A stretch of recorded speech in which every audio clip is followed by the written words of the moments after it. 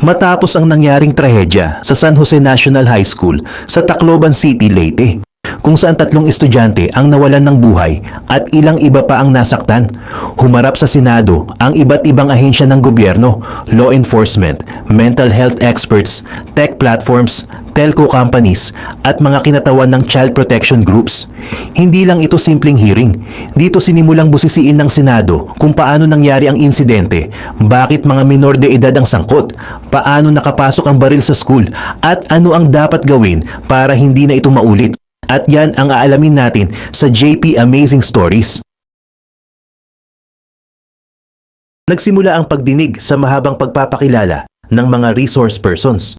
Isa-isang tinawag ang mga kinatawan mula sa Philippine National Police, National Bureau of Investigation, Anti-Terrorism Council, National Intelligence Coordinating Agency, DSWD, DOJ, DICT, UNICEF, tech companies, telco companies, at iba pang eksperto sa child protection, cybersecurity, mental health at juvenile justice.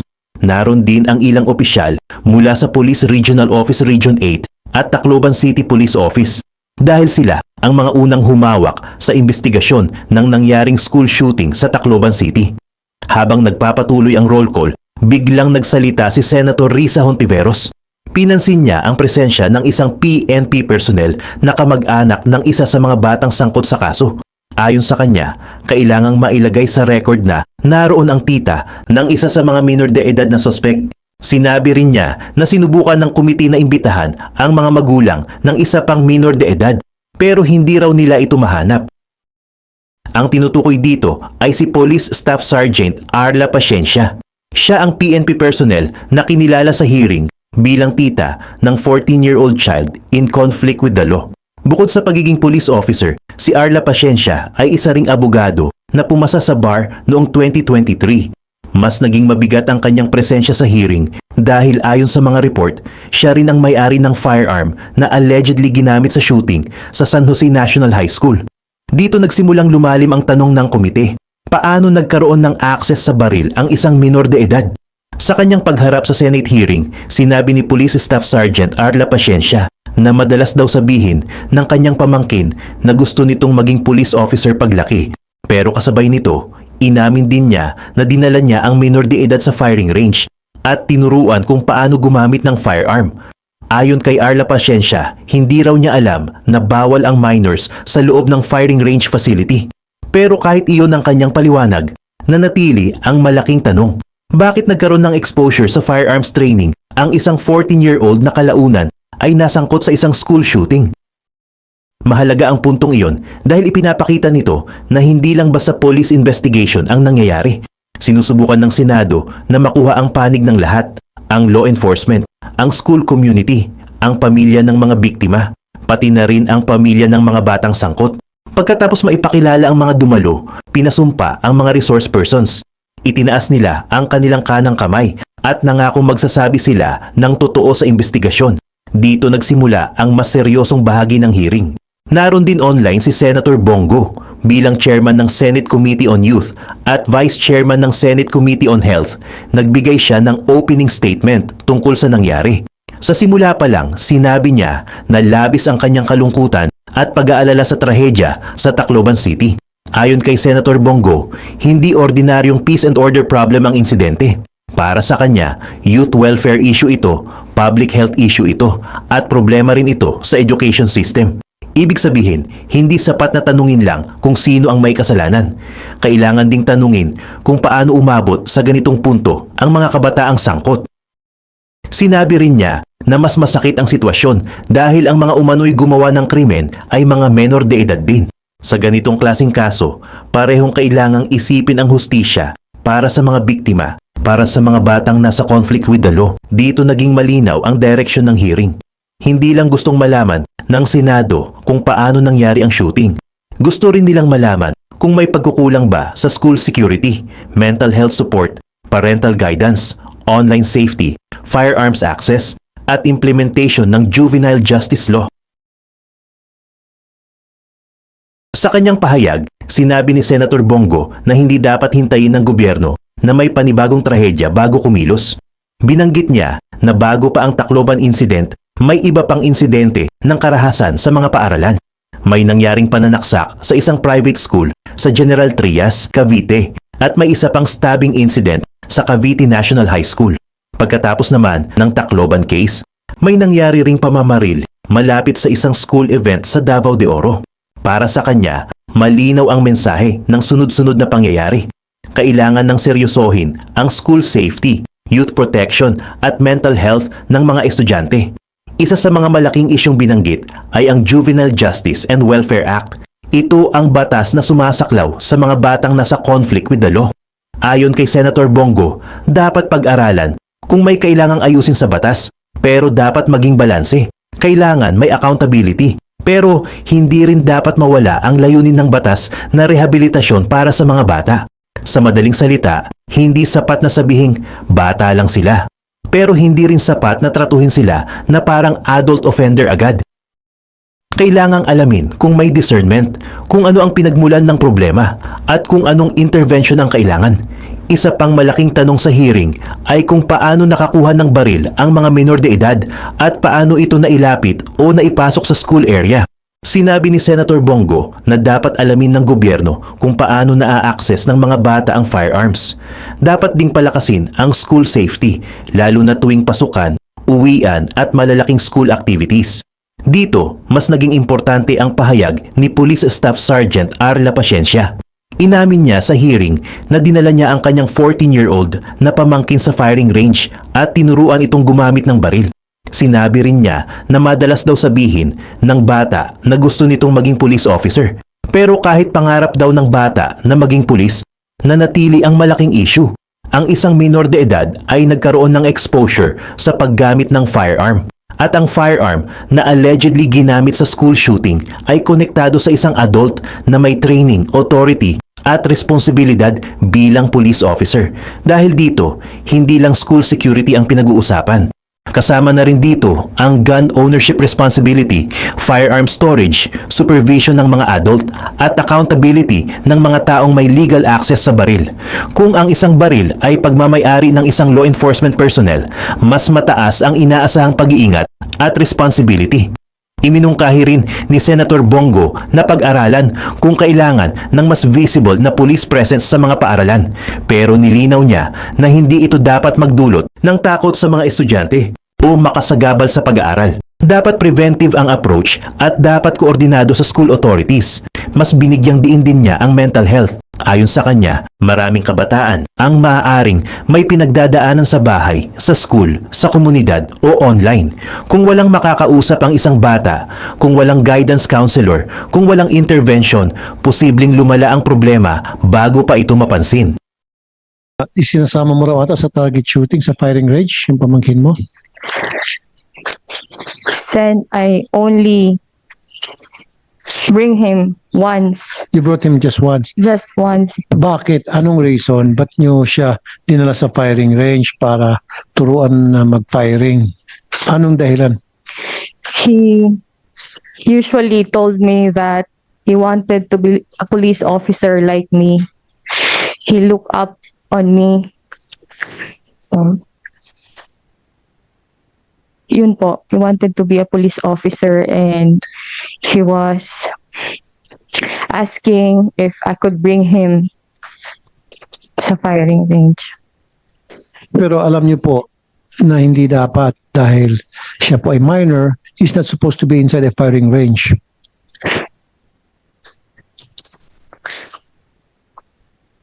Sergeant, pakisagot sa tanong ni Senator Raffy. Based wala po akong, I have no personal knowledge na may prohibition po.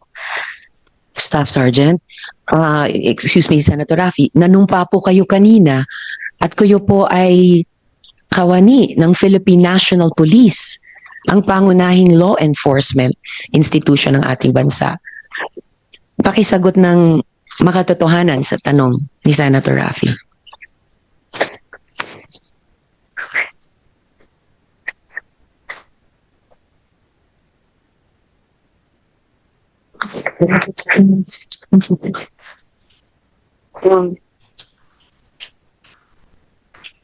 Ano po ulit ang Hindi nyo ba alam na hindi dapat makakapasok sa firing range ang isang menor de edad?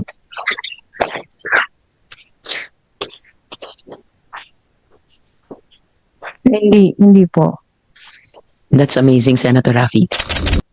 Police Colonel Catherine Tamayo Cipriano.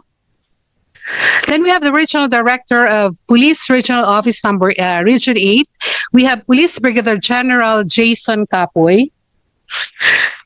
We have Police Lieutenant Julie John Bandujo. Then from Tacloban City Police Office, we have Police Colonel Noelito Jetigan. Miss Metallica Lynn Pasencia. Then from the Philippine National Police, we have Attorney PSSG Arla Ray Pasencia. Okay. We have from the National Bureau of Investigation, we have Mr. Roy Rufino Suniga.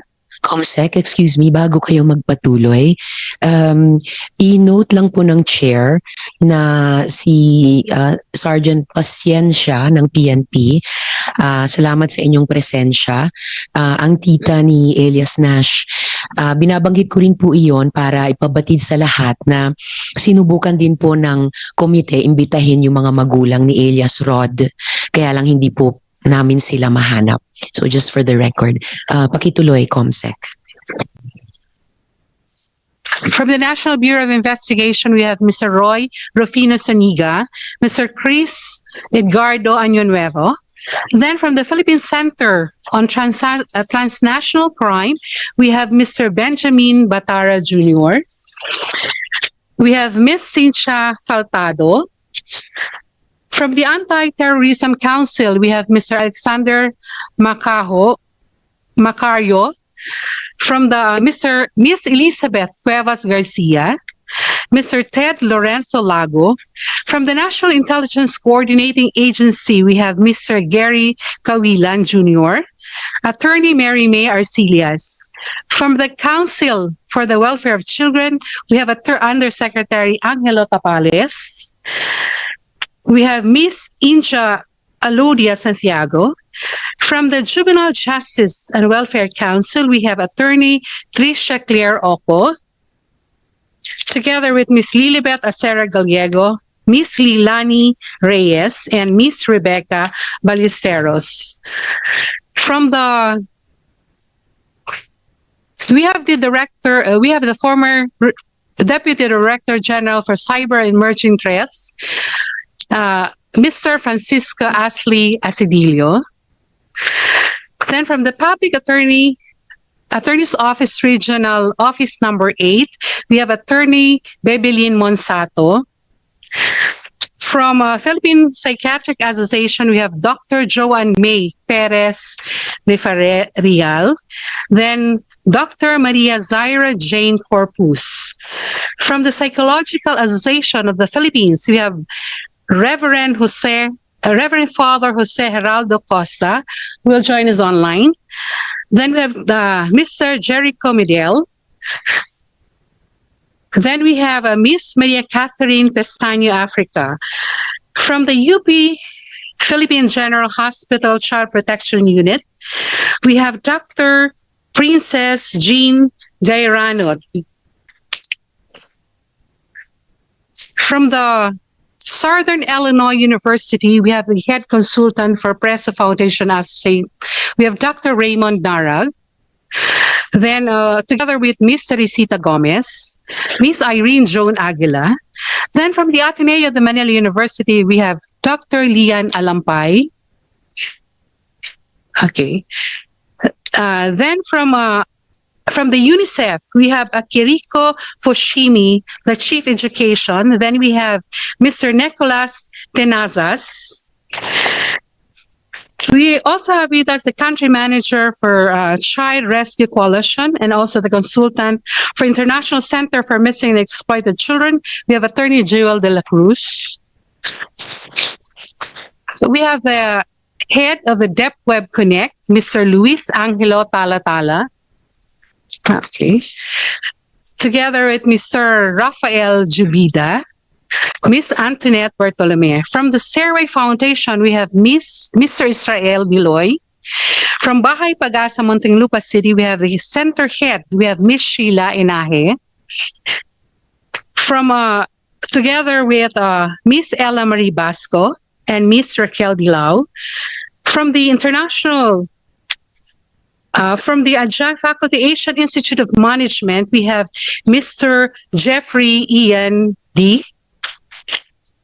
Together with Attorney Camille Lamado. Then from the Philippine Institute of Cybersecurity Professionals, we have Mr. Angel Reduble. Okay. And for Dark Web, we have Mr. Brett Morales. For Globe Telecom, we have the legal counsel, Attorney Joseph Malcontento.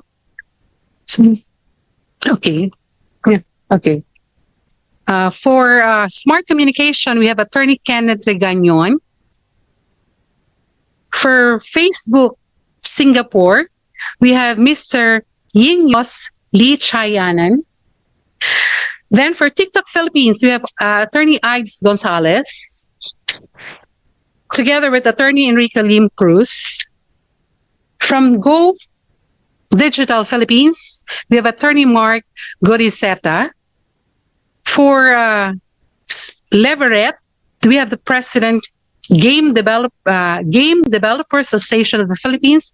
We have Miss Mary Elizabeth Lu. Together with Mr. Norman Lee and Miss Amy Rose Ramos. Then we have the relatives of the victims. We have Janica Ella May Bituin and Mr. Rolando Lapidario and Mr. Jamie Separa. Miss Jenny Lynn Badoria and Mr. Jamie Separa will join us online. Dr. Bernadette. We have also from we have the Executive Director of Child Protection Network Foundation from UPPGH. We have Dr. Bernadette J. Madrid and Miss Norieta Balderrama, also from PGH. From Meta. We also have with us from Meta, we have Attorney Gio Tingson, the head of public policy.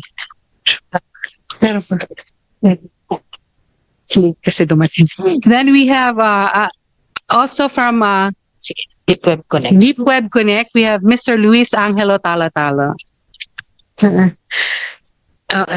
Then from Nika, we have Miss Nicole Mejia.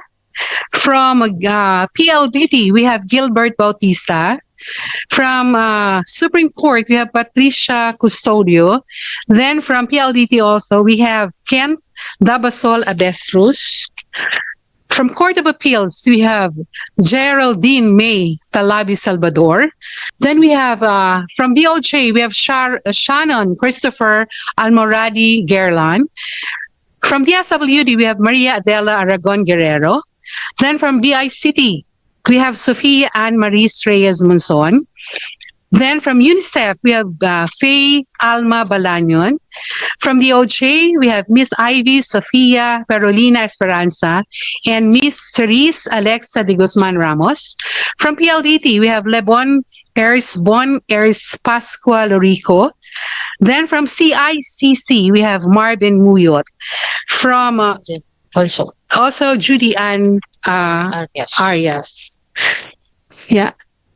May I request everyone, those acknowledged, to please stand up. COMSEC, before you proceed, ang tamang designation po kay Mr. Brett Morales ay Dark Web Forensic Analyst. And bago po pasusumpain na po ni COMSEC yung mga hindi pa nanumpa, but ngayon pa lamang gusto pong i-acknowledge ng chair ang presence online ni Senator Bongo. Salamat po, Sen Bong, sa pagdalo. Pagkatapos po nilang manumpa, tatanungin ko kayo kung meron din po kayong opening statement. Salamat, Sen Bong. COMSEC, paki-administer yung oath.